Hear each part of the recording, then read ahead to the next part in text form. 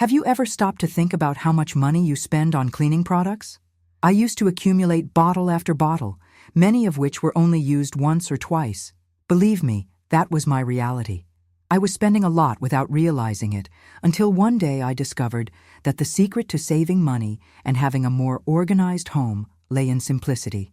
That's when I delved into Japanese minimalism and learned how to organize my cleaning products in a way that not only made home maintenance easier, but also helped me save 40% of what I used to spend. The first thing I did was take a look at all the cleaning products I had. When I opened the cabinets, I came across a true collection of products, many of which I didn't even know the purpose of. The clutter was so overwhelming that instead of making my life easier, it only complicated everything. I started categorizing the products. I separated those I used frequently, those that were nearly empty, and those that were just taking up space. After sorting, I did an honest assessment. I asked myself, does this product actually serve a purpose I need? To my surprise, most of the products I had were unnecessary. I gathered everything I wasn't using and put it in a box for donation. In the end, I realized I had eliminated more than 50% of what I owned. This not only freed up space, but also made me see that simplicity is truly powerful. With fewer products, it became easier to see what I really needed. From there, I invested in multifunctional products. I learned that many cleaning products can be used for more than one task. For example, a good detergent can be effective not only on dishes, but also for cleaning surfaces and even for washing clothes. The secret is to choose versatile products that really make a difference in daily life. Another significant change was the way I organized the space where I store these products. Before, they were just thrown onto a cluttered shelf, but now each item has its own place. I used clear containers to separate the products and make them easy to see. This helped me quickly find what I needed and avoid unnecessary purchases. The organization has stopped me from buying duplicate items, saving even more. It's interesting to note how Japanese minimalism has taught me to value simplicity. The idea of having only what is necessary helped me move away from the mentality of accumulation. Each product I decided to keep was a reflection of what I truly valued. This extends to my whole home. By simplifying, the feeling of lightness spread throughout all the rooms, not just in the cleaning area. And it doesn't stop there. The practice of detachment has helped me rethink how I shop. I started to apply the same method when choosing new products. Before buying something new, I ask myself, is this really going to help me? This reflection has allowed me to be more mindful and consequently spend less. The savings haven't only been in cleaning products. This new mindset is reflected in other areas of my life. I bought less but opted for higher quality items. In the end, the total savings reached 40%. That's a significant number, especially when considering it's a simple change in the way of thinking and acting. Today, my cleaning space is an example of organization and functionality. Every product I have is necessary and useful. The feeling of knowing I'm not surrounded by unnecessary things is liberating. Moreover, the time I spend cleaning and organizing has drastically decreased. With fewer products, I can keep my home in order more efficiently. If you're wondering where to start, I suggest you take a look at your own cleaning supplies cabinet. Ask yourself, what do I really use? And, is this product essential for me? By doing this, you'll be surprised at how many items you can eliminate. Just like I did, you may discover the beauty in simplicity and the freedom that comes with organization. In summary, the transformation I experienced is not just about cleaning the house, but about clearing the mind and the wallet. Japanese minimalism has shown me that by simplifying, we can gain much more than we think. And now, when I look at my cleaning space, I see not just an organized area, but a reflection of a more mindful and serene life. If you're also seeking this transformation, start today. Look around you and see how simplicity can make a difference. You'll be surprised by what you can achieve by embracing minimalism. This journey isn't just about getting rid of products. It's about creating a space that truly works for you.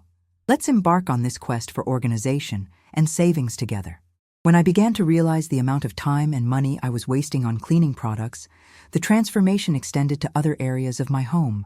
After organizing my cleaning supplies cabinet, I decided it was time to apply the same approach to the rest of the house. The idea that Japanese minimalism shouldn't be limited to just one specific space, but should permeate our entire lives, became an undeniable truth for me. The first stop was the kitchen, one of the places where clutter tends to accumulate quickly. Before I got started, I had cabinets full of kitchen utensils that I rarely used. When I opened the doors, I was confronted with pots that were just taking up space and with utensils that had only been used once or twice in years. The question I asked myself was, which of these things truly adds value to my kitchen routine? The answer was clear. Many serve no purpose other than to collect dust. With that, I did a thorough sorting. I separated the utensils into 3 categories: those I used frequently, those I used rarely, and those I had never used. The category of items that had never been used was the most revealing. Why was I keeping a waffle maker when I had never made a waffle in my life? As a result, I packed several items into a donation box. The space I gained was impressive, and more importantly, the kitchen became a much more functional environment. Additionally, by focusing on multifunctional products, I realized I could simplify even further. For example, a good chef's knife can do the job of several smaller knives, and a food processor can replace many manual utensils. By reducing the number of tools, my kitchen not only became more organized, but also more practical, allowing me to cook with greater speed and pleasure.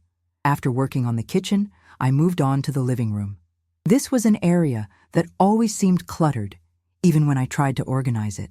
Stacked books, old magazines, and decorative objects that no longer matched my style filled the space. Once again, the approach of letting go became necessary. I applied the same questions. Is this item really important to me? Does it bring me joy or value in my life? With that, I began eliminating books I had no intention of reading again and magazines that just took up space. By the end of the process, I realized that instead of a room full of things, I now had a space that truly reflected my personality and interests. Every book I kept was one that I truly planned to read or reread. Additionally, the room turned into a more inviting space, perfect for relaxing and hosting friends. The same process extended to my bedroom. The clutter in the closets and drawers was preventing me from having a truly relaxing space. The sorting was a real game changer. As I let go of clothes I no longer wore, I realized that quality is more important than quantity. Now, my wardrobe is a space where each piece has a purpose and meaning. The feeling of opening the closet and seeing only what I truly love is indescribable. The bathroom didn't escape either. With so many beauty and personal care products that I wasn't using, cleaning up this space was a true relief. By questioning each item, I realized that many were there simply out of impulse or because they were won in promotions. The feeling of having an organized bathroom with only what I actually use transformed not only the aesthetics of the space, but also my experience getting ready each day. The practice of decluttering taught me to value not only the objects, but also the time I spend in each space. With fewer things, my daily routine became more fluid. Cleaning and organizing are now quick tasks that no longer consume hours of my day. What was once a battleground against clutter has transformed into a space where I can relax and recharge my energies. One of the most valuable lessons from this journey was the importance of creating habits that sustain this new reality. Minimalism is not just a one-time event, but a lifestyle. When deciding what to bring home, I now always ask myself if the new item will truly be useful, or if it will just contribute to the clutter. This not only helped me save money, but also brought me a sense of control over my life. Furthermore, this new mindset has reflected in the purchases I make. Before, I used to shop impulsively, but now I'm more conscious. When I see something I want, I take a moment and reflect. Is this really going to add value to my life? This simple question has helped me avoid unnecessary purchases and focus on what truly matters. Now, when I look at my home, I don't just see an organized space. I see a reflection of who I am and what I value. The transformation I've gone through is proof that simplicity can truly bring freedom and clarity. Each space now breathes, and this lightness extends to other areas of my life. The transformation I experienced wasn't limited to organizing objects. It also extended to how I perceive and interact with the world around me. By simplifying my space, I realized I was also simplifying my mind. Physical clutter often reflects mental clutter, and by eliminating excess, I was able to concentrate on what really matters. This new clarity has translated into more conscious decisions and a more intentional lifestyle. Throughout this journey, one of the practices that has helped me the most was creating daily routines. I started dedicating specific time every day to maintain organization. Instead of viewing cleaning as a heavy chore, I transformed it into a moment of self-care. Now, when I clean my home, I do it with the intention of creating a space that welcomes me and reflects who I am. This small shift in mindset made all the difference. Over time, I realized that minimalism also taught me to value experiences over material possessions.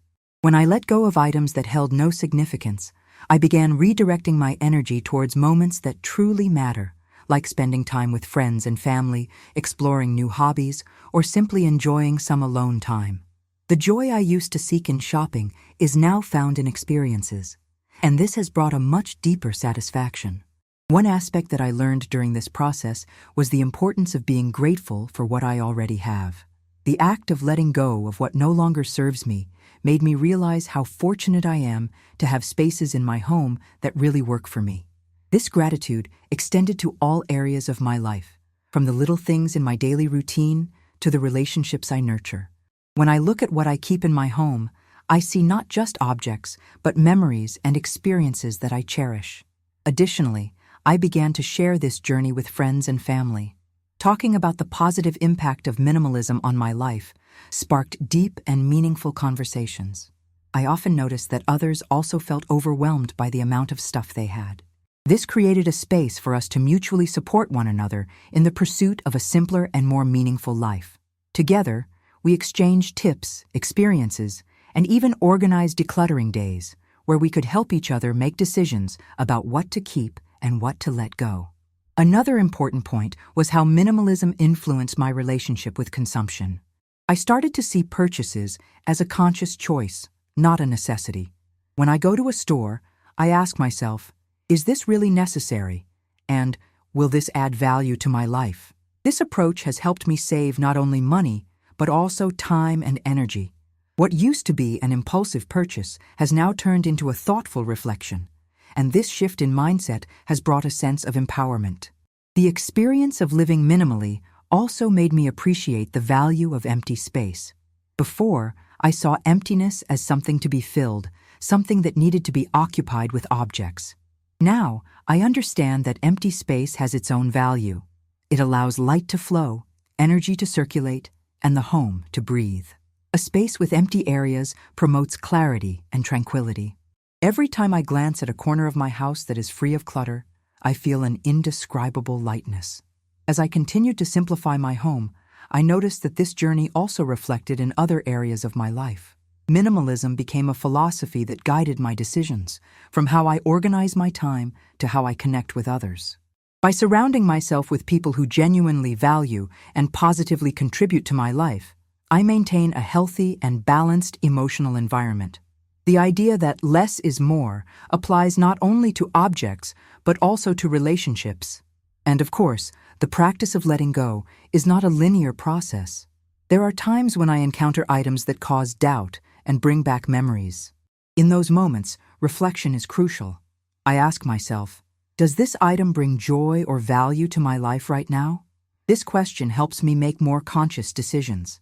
Sometimes I keep objects that hold special meaning, but I do so with the understanding that they don't need to occupy a permanent physical space.